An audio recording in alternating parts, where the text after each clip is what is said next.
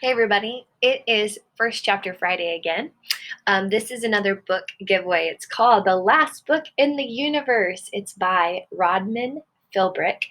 This is one of my favorite books to read with students. I read it with below grade level 6th graders because it's a little bit easier Lexile level. It's about 3rd to 4th grade. I probably wouldn't encourage kids under 5th grade to read it, but that's probably as low as I'd go. It's really great, and this is a book giveaway. So if you're interested in getting this from me, I'm willing to give it to you. Just email me and let me know that you want it. So again, First Chapter Friday, The Last Book in the Universe by Rodman Philbrick. Here we go. By the way, page 1 is a little bit provocative, but the rest, not a big deal. Promise. All right, chapter 1.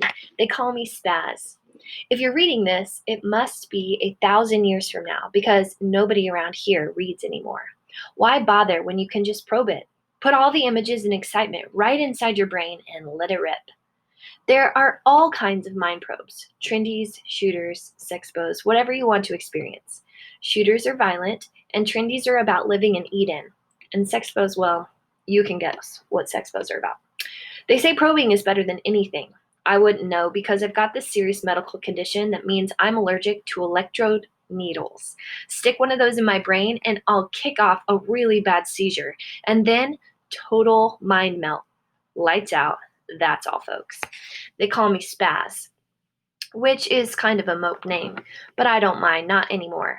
I'm talking into an old voice writer program that prints out my words because I was there when the bully bangers went to wheel the writer for his sins, and I saw what they saw and I heard what they heard, and it kind of turned my brain around.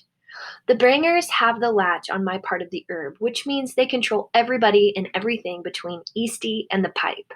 1,000,000 people, maybe more. Nobody really knows how many because nobody can count that high. Why bother? All you gotta know is, if you live here, you're either down with the bangers or you might as well be dead. There's no escape because every part of the herb is latched by one gang or another. The only escape is Eden. And you can't get in there unless you're approved. And if you're genetically improved, you'd never leave in the first place, so forget about Eden. I used to belong to a family unit with a foster mom and dad and my little sister Bean. But that's over, and I don't want to talk about what happened or how unfair it was. Not yet.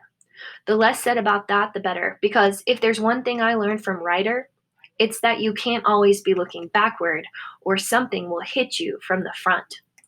Ryder was this gummy that changed my life. And if you're reading this, maybe he changed the world too. Gummies are what we call old people, and the writer was so ancient, the hair on his chin beard was as white as bone, and most of his teeth were gone. Even his skin was so old and worn out, so thin, it looked like if you held him up to the light, you'd see right through him. The way I got to know Ryder is this. The banger sent me to bust him down. As far as I was concerned at the time, he was just another gummy scheduled for cancellation. So why not rip him off? And that's exactly what I did. First Chapter Friday, last book in the universe. Let me know if you want this book, and I will get it to you. Yay!